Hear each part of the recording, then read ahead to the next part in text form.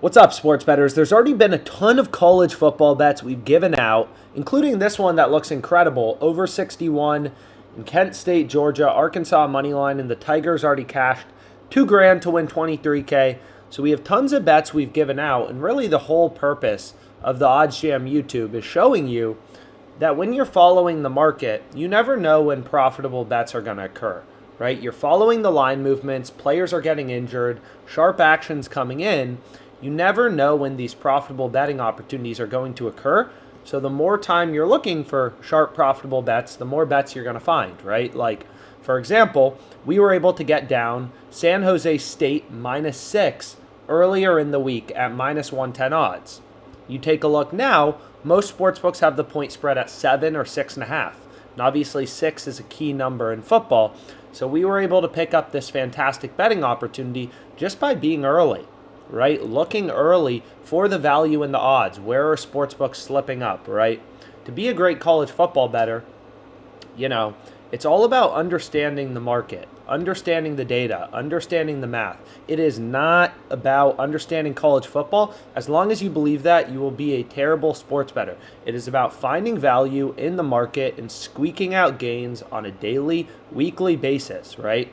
By the time college football starts on Saturday, I fully intend, typically to have most of my bankroll bet across a wide variety of bets that I found throughout the week. So anyways, I'm going to be sharing with you 2 plays for today. They're not the only plays I have tons of plays, but I do really like them, and lines are still moving up until game time. So the first play I have is a positive EV bet. Again, positive EV just means mathematically profitable. So it's in the Cincinnati, Indiana game in the total, right? And what you'll notice is, hey, most sports books have the total at 56.5, 57, or 57.5. Caesars is just casually sitting at 58. So they're a full point off from the rest of the market. Pinnacle, the sharpest bookmaker in the world, they have the mainline total at over under 56.5, right? So the under 58 here has a lot of value, right? Most of the sports books have the total at 57, so being able to pick up an extra point makes all the difference. And you can see Pinnacle in their alternate lines are pricing this at -129. DraftKings pricing this at -135. So Caesars is a clear pricing discrepancy, right? This is how you make money sports betting. You find value.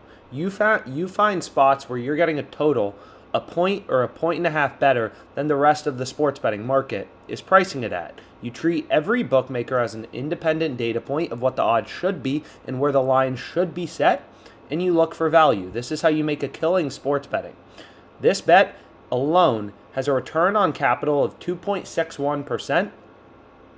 2.61%. And this game starts at 3:30. So this game starts in a couple hours. We're getting a 2.6% return on capital. And the return on the stock market's 8% a year. We're earning 2.6% in like 5 hours. That's how you make big bucks sports betting. If you don't understand that, and if you think that's a joke, you don't understand how people make money sports betting. People do this full-time for a living. There are tons of OddsJam customers making tens of thousands of dollars who understand this concept. So if you don't, you should probably learn it and internalize it, and then you'll understand why sharp sports betting can be so profitable for so many OddsJam customers who are making the big bucks. So obvious value in the under 58 here. We say this all the time, but when you're betting at -110 juice, you only need to win 52.38% of your bets to break even, right? So we can lock this in a little bigger. I already hit it, but we can re-hit it for another. So I hit it for 250, and we just hit it for another 500. So that's going to bring us to 750 in total amount on Indy, Cincy, under 58. So again, since the start of football season, I decided, even though it's annoying to do, and I will try to remember, I have to update my sheet with all the bets I give out on YouTube. No promos, none of that BS, no prize picks, just straight sports bets. Where's our profit? How much money have we made? Currently up 32.61. Not particularly bad if you ask me.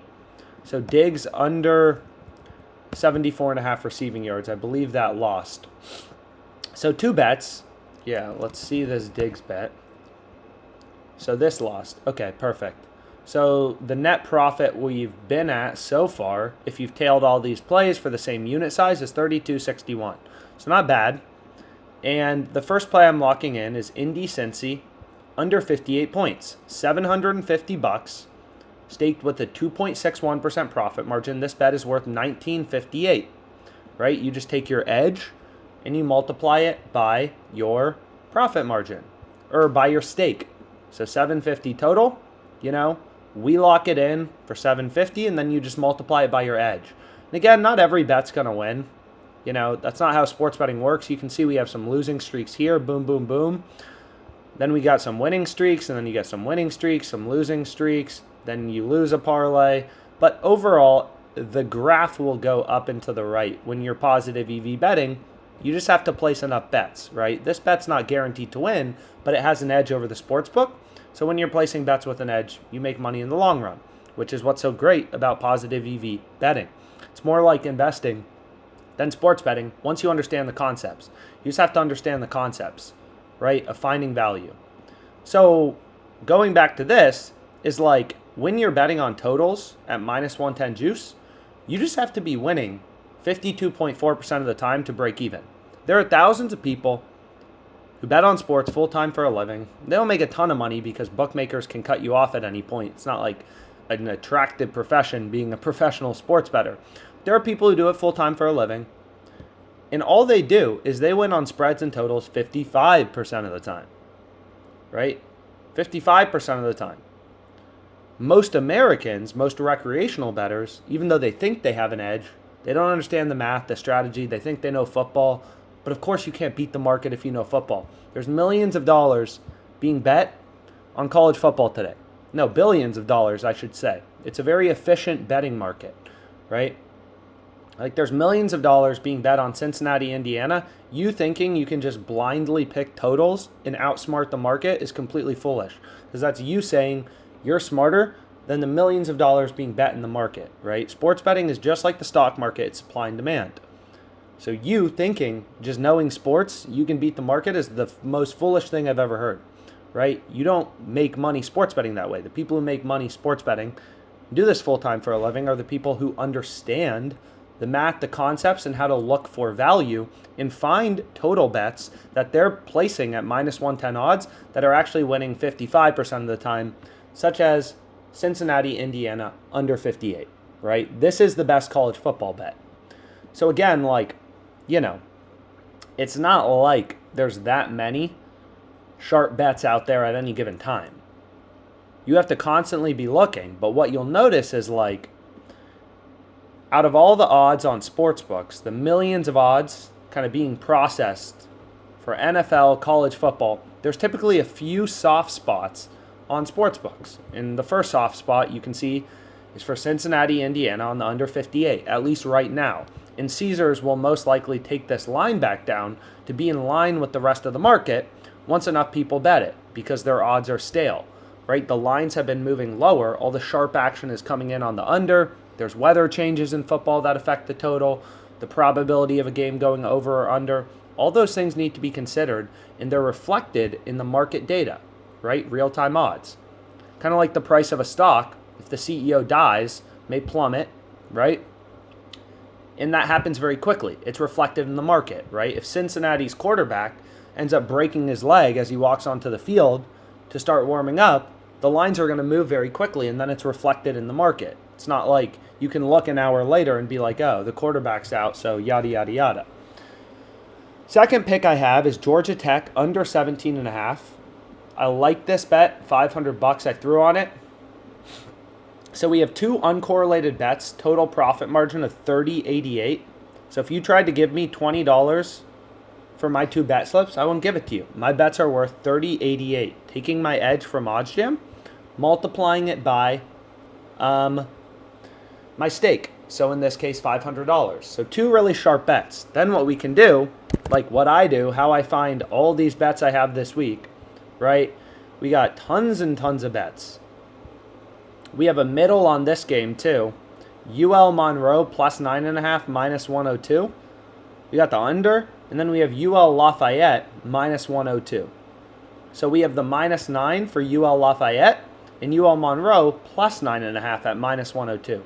So we're getting that key number where the ideal outcome is UL Monroe loses by 9. That's a middle bet. And for some reason, you'll notice, it's quite fascinating, but they're offering minus 102 juice on the spreads and the totals, which is quite low, obviously. So what we can do is go here, put in your state, New York.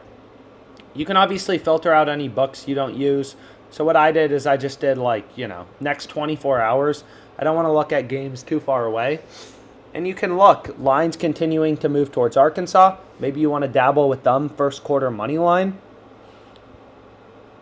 See what else is out there. Houston Rice, again, minus 102 juice. Not sure why their juice is so low, but makes it a lot easier for us to find good bets as a sharp better. San Diego State money line. That looks quite attractive right now to dabble in.